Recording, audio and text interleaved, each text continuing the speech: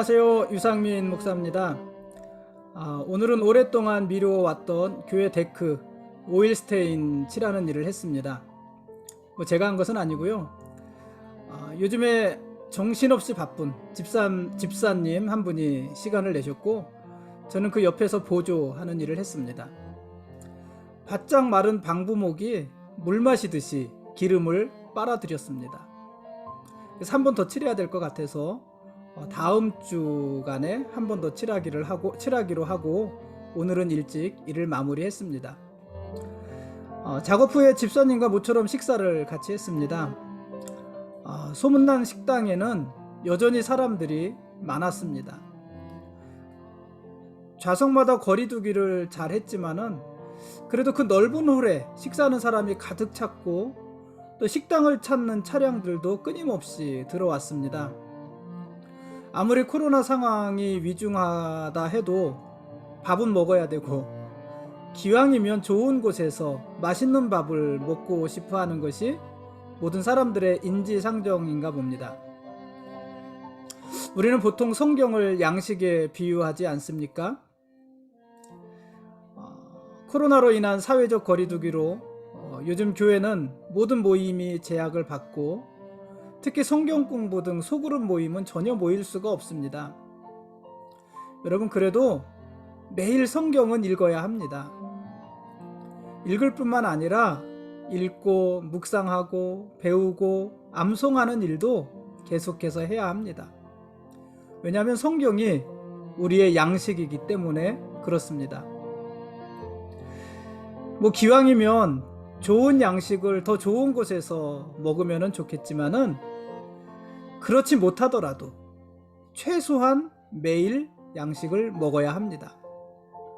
그래야 우리 믿음이 사는 것입니다. 그런 의미에서 보면 우리가 매일같이 성경을 보는 이 시간은 우리가 매일 양식을 먹고 살아나는 시간이기도 합니다. 오늘 말씀 보시겠습니다.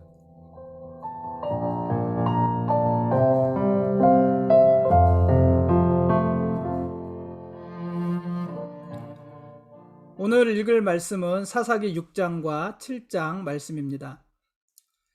드보라 이후에 이스라엘은 또다시 여호와 앞에서 악을 행했습니다.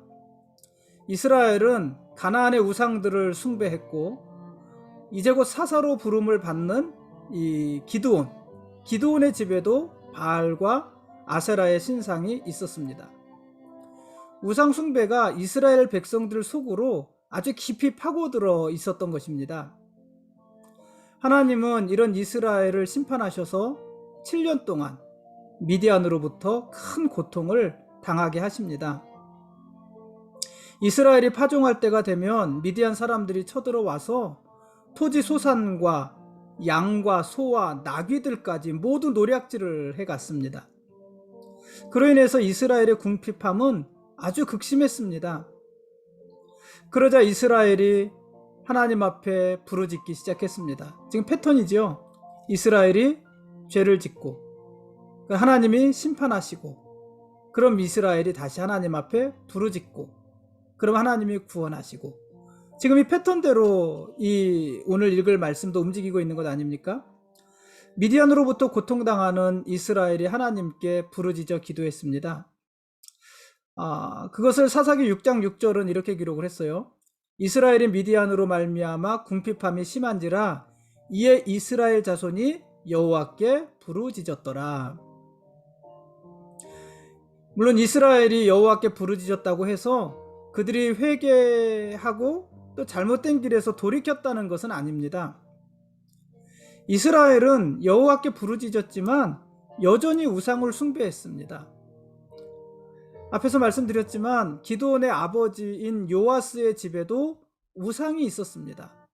가나안의 우상이 이스라엘 백성들의 집안에까지 깊숙이 들어와 있었고, 그들은 여호와께 부르짖으면서도 여전히 그 우상을 섬기고 있었던 것입니다. 어느 날 하나님께서 기드온에게 아버지 집에 있는 바알과 아세라의 신상을 다 깨뜨리라고 합니다. 그래서 기드온이 그대로 하잖아요. 낮에는 못하고 밤에, 사람들이 무서워서 밤에 아버지 집에 있는 바알과 아세라의 신상을 다 깨뜨렸습니다. 그랬더니 성읍 사람들이 여호수아를 찾아와서 여호수아가 아니라 기드온을 찾아와서 기드온을 죽이겠다고 합니다. 이 기드온이 바알과 아세라의 신상을 깨뜨려 버렸으니 이제 우리가 바알과 아세라의 노여움을 살까 두렵다, 이런 이유였습니다. 그러니까 이스라엘은 하나님께 부르짖어 기도하면서도 여전히 바알과 아세라 우상을 섬기고 있는 것입니다. 그들을 두려워하고 있는 것입니다. 그러니까 이스라엘이 하나님께 부르짖었다고 해서 그들의 잘못된 삶에서 돌이키는 회개를 했다는 것은 아닙니다. 이스라엘은 단지 당장의 고통에서 벗어나기 위한 수단으로 여호와의 이름을 불렀던 것입니다. 이 패턴이라는 것이 어떻게 보면 공식이라는 말이기도 하잖아요. 공식. 그러니까 이스라엘이 공식을 아는 거예요. 패턴을 아는 거예요. 죄를 지면 하나님이 심판하신다. 심판당해 고통당할 때 우리가 기도하면 하나님이 구원해 주신다. 이 패턴을 아는 거예요. 공식을 아는 거예요. 그러니까 고통을 당할 때마다 그들이 하나님께 부르짖는 것입니다. 고통에서 벗어나기 위한 수단으로 하나님을 찾는 것입니다. 회개는 하지 않았습니다. 이들에게 있어서 하나님은 목적이 아니라 수단이었던 것입니다. 그런데 놀라운 것은요, 그럼에도 불구하고 하나님은 이스라엘의 기도를 들으시고 그들을 도와주셨다는 사실입니다. 그것도 패턴이에요. 이스라엘이 매번 하나님 앞에 회개하고 돌이키는 것 아니지만 그걸 아시는 하나님께서는 그래도 이스라엘을 도우시고 그들을 구원해 주셨다는 사실입니다. 오늘 읽을 말씀도 마찬가지입니다. 그래서 여러분, 우리가 하나님 앞에 올바른 기도를 드리는 것은 두말할 것 없이 중요하지요. 기도할 만한 것을 기도해야 되고 올바르게 기도를 해야지요. 그게 중요하지요. 그렇지만 여러분, 아예 기도하지 않는 것보다 잘못된 기도라도 하는 게 더 낫습니다. 올바른 기도를 못할 거면 아예 기도하지 않겠다, 그거보다 잘못된 기도라도 하는 것이 더 낫습니다. 당장에 몸이 아파 죽어가는데 어떻게 아버지의 뜻대로 되기를 원합니다. 그럼 100점짜리 기도만 하겠습니까? 당장 몸이 아프고 그래서 내가 고통스러우면 고쳐달라는 기도부터 해야 되는 것이 맞지 않습니까? 하나님의 뜻을 찾는 것은 그 다음 문제지요. 일단 고쳐달라고 기도하는 것이 낫지 않습니까? 그렇게 기도해야 되는 것 아닙니까? 그렇게 기도를 하다 보면 하나님의 뜻도 찾게 되고 아버지의 뜻이 이루어지기를 원한다는 100점짜리 기도도 할 수 있게 되는 거지요. 그 자리까지 나아가게 되는 거지요. 그러니까 고쳐주십시오, 이 기도부터 시작해야 되는 거잖아요. 그러니까 여러분, 아예 기도를 하지 않는 것보다 잘못된 기도라도 하는 것이 더 낫습니다. 가끔 가다가 당신은 교회 오고 싶지만 술, 담배를 끊을 수 없어서 아직도 술, 담배를 끊지 못해서 교회 오지 못한다는 분들이 계십니다. 의외로 많이 있습니다. 그런 분들이. 참 겸손하고 정직하신 분들이에요. 교회 오면서도 몰래 숨어 사시는 분들도 많잖아요. 그러나 여러분, 술, 담배 때문에 교회 오지 않는 것보다 술, 담배를 하더라도 교회 오는 것이 훨씬 더 낫습니다. 그렇지 않습니까? 내가 술, 담배도 끊고 내가 내 생활 다 정리하고 제대로 된 사람이 돼서 교회 나가겠습니까? 나가겠습니다. 그거보다 술, 담배도 하고 여전히 죄를 짓고 그래도 교회 오는 것이 낫습니다. 사실은 그래야 교회 오는 것이죠. 그렇기 때문에 교회 오는 것이죠. 어쨌든 그렇게 교회에 오고 하나님 앞에 나오다 보면 술, 담배도 끊을 수 있게 되는 것이고 뭐 술, 담배 끊는 게 뭐 그렇게 대단한 일이겠습니까? 그보다 더 중요한 일들도 할 수 있게 되는 것입니다. 여러분, 기도를 하나도 하지 않는 것보다 잘못된 기도라도 하는 것이 더 낫습니다. 그런 의미에서 이스라엘이 여호와께 부르짖은 일은 참 잘한 일이었습니다. 이스라엘은 비록 여호와께 부르짖으면서도 회개하고 돌이키지 않았지만 그래도 하나님은 그들의 소리를 들어주셨기 때문입니다. 하나님께서는 이스라엘이 부르짖는 소리를 들으시고 이스라엘을 구원해 주셨습니다. 미디안의 손에서 그들을 건져 주셨습니다. 하나님께서 기드온을 부르셨을 때 소심한 기드온은요, 여러 가지로 하나님을 시험했습니다. 근데 그때마다 하나님은 기드온의 모든 요구를 다 들어주셨습니다. 그래서 기드온은 마침내 나팔을 불어서 전쟁에 나갈 이스라엘 군대를 소집했습니다. 그랬더니 므낫세 지파와 아셀 지파와 스불론 지파와 납달리 지파에서 32,000명이 모였습니다. 이스라엘이 볼 때 이 32,000명은 미드이안과 싸우기에는 부족한 숫자입니다. 그러나 하나님이 보시기에 이 32,000명은 미디안과 싸우기에 너무 많은 숫자였습니다. 그래서 하나님께서 기드온을 통해서 두려운 자들은 돌아가라고 합니다. 그랬더니요, 가랜다고 22,000명이 갔어요. 10,000명이 남았습니다.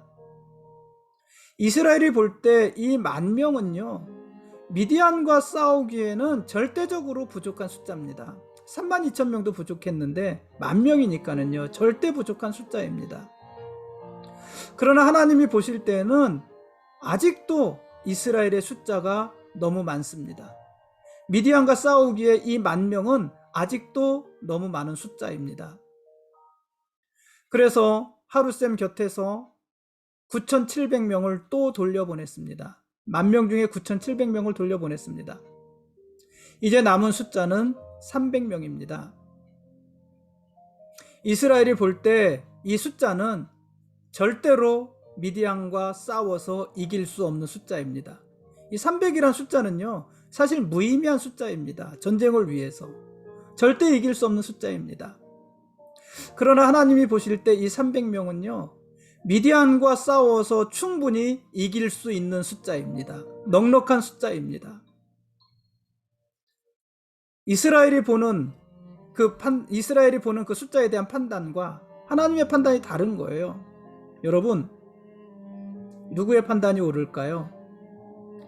이스라엘의 판단이 옳을까요? 아니면 하나님의 판단이 옳을까요? 뭐 당연히 하나님의 판단이 맞습니다. 하나님의 판단이 옳습니다. 그런데요, 우리가 만일 기드온의 입장이고 그 당시 선택된 300명의 입장이라면 어떨까요? 우리가 기드온의 입장이고 선택된 300명의 입장이라 하더라도 그때에도 우리는 하나님의 판단이 옳습니다. 그러니 우리는 하나님을 믿고 하나님의 판단을 믿고 미디안과 싸우겠습니다. 전쟁하겠습니다. 이렇게 할 수 있을까요? 이게 참 쉬운 일은 아닙니다. 우리가 대답하기는 쉬운데 실제로 그렇게 하기는 쉬운 일이 아닙니다. 여러분, 믿음은요, 우리가 실제로 몸을 움직이기 전까지는 믿음이 아닙니다. 그래서 믿음은 어려운 거예요.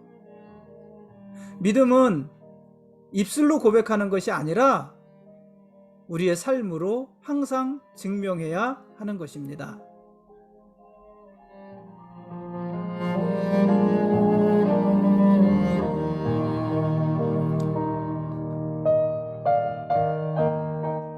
지금까지 사사기 6장과 7장 말씀에 대한 길라잡이였습니다. 내일 읽을 말씀은 사사기 8장과 9장 말씀입니다. 오늘 읽을 말씀에서도 사사기서의 그 패턴, 죄, 심판, 회개, 구원, 이 패턴이, 사사기의 패턴이 오늘 읽을 말씀에도 등장하잖아요. 반복되잖아요. 여러분, 이 패턴은요, 어떻게 벗어날 수 있을까요? 이 패턴이 끊임없이 돌아간다는 것 자체가 이게 뭔가 비정상 아닙니까? 그럼 이 패턴을 어떻게 벗어날 수 있을까요? 어떻게 이 패턴에서 벗어날 수 있을까요? 이스라엘이 자기들 삶의 모습을 바꾸지 않으면 절대 이 패턴에서 벗어나지 못합니다. 이스라엘의 삶의 모습이 바뀌어야 이 패턴에서 벗어날 수 있습니다. 이스라엘은 하나님의 심판이 임하기 전에 죄에서 돌이켜야 합니다. 그래야 사사기의 패턴을 벗어날 수 있고 하나님이 주신 약속의 땅 가나안에서 하나님의 나라를 세울 수 있는 것입니다. 미디안과의 전쟁에서 기드온의 300명의 용사는 큰 승리를 거둡니다. 그런데요, 이 전쟁이 이상한 방향으로 흐릅니다. 전쟁이 진행될수록, 그러니까 이 전쟁은 어떻게 시작됐어요? 32,000명이 모였는데 그 중에 22,000명을 보내셨고, 10,000명이 남았는데 그 중에 9,700명을 또 보내셨고, 그리고 남은 300명을 가지고 시작한 전쟁이잖아요. 하나님이 의도적으로 보내신 거잖아요. 흩으신 거잖아요. 그런데요, 그렇게 300명으로 시작한 전쟁, 300명으로 큰 승리를 거두는데 전쟁이 진행될수록 사람들이 또 모이기 시작합니다. 전쟁이 진행될수록 하나님이 흩으셨던 이스라엘 사람들이 다시 모여들기 시작합니다. 납달리와 아셀과 므낫세 사람들이 합류해서 도망가는 미디안 사람들을 추격합니다. 심지어 기드온은요, 에브라임 사람들에게 사자를 보내서 전쟁에 동참할 것을 요구합니다. 기드온이 요구합니다. 그리고 이 에브라임 지파는 그 요구를 받고 뒤늦게 전쟁에 합류합니다. 그런데 전쟁에서 아주 큰 공을 세워요. 여러분, 잘하는 걸까요? 못하는 걸까요? 하나님이 흩으신 자들을 다시 모은 것이 잘하는 걸까요? 못하는 걸까요? 이것은요, 옳지 않습니다. 왜냐하면 이 전쟁이 300명으로 시작할 때는 하나님이 주도하시던 전쟁이었는데 이제 흩어졌던 지파들이 모이고 특히 에브라임 지파가 들어오면서부터 이 전쟁이 사람이 주도하는 전쟁이 된 것입니다. 그 결과 이 전쟁에서는 어쨌든 큰 승리를 거두게 되는데 그 결과 전쟁 후에 이스라엘 지파들 간에 전쟁에 대한 농공행상이 벌어지는 것입니다. 농공행상이라는 것이 뭐예요? 누구의 공이 더 큰지를 놓고서 한번 얘기해 보자는 거잖아요. 누구의 공이 제일 큽니까? 기드온의 공이 큽니까? 에브라임의 공이 큽니까? 아니면 300명의 공이 큽니까? 이런 이야기가 나오는 순간 잘못된 거예요. 사실 하나님은 그런 이야기가 나올까봐 사람을 흩으신 거잖아요. 32,000명에서 10,000명으로, 10,000명에서 300명으로. 32,000명으로 미디안을 이겼다면 야, 우리가 이길만 했다 이럴 수도 있어요. 10,000명을 가지고 미디안을 이긴다면 야, 우리 정말 대단했다 이럴 수 있어요. 근데 300명은 어차피 이길 수 없는 숫자예요. 그러니까 300명으로 이겼다면 야, 정말 하나님이 하셨구나 이거밖에 없어요.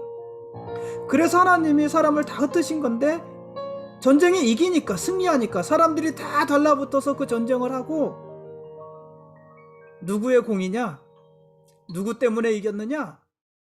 이렇게 이야기를 하더라는 거예요. 사사기 8장에 가면은요, 이 기드온이 미디안과의 전쟁에서 승리한 공을 에브라임 지파에 돌려요. 얼마나 겸손한 사람이에요.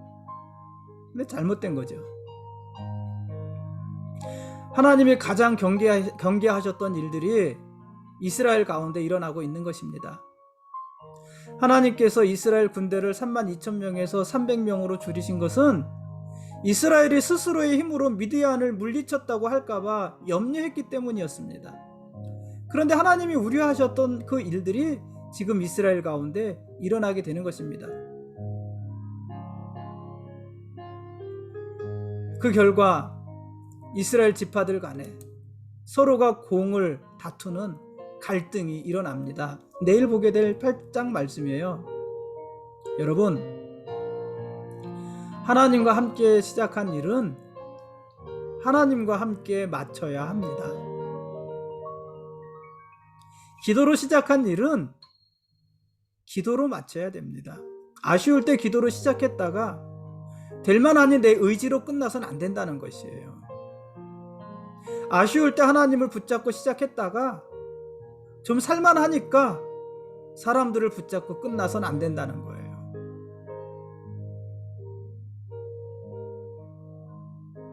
처음부터 끝까지 하나님이 우리의 왕이십니다. 그리고 처음부터 끝까지 우리는 그분의 거룩한 백성들입니다. 고맙습니다.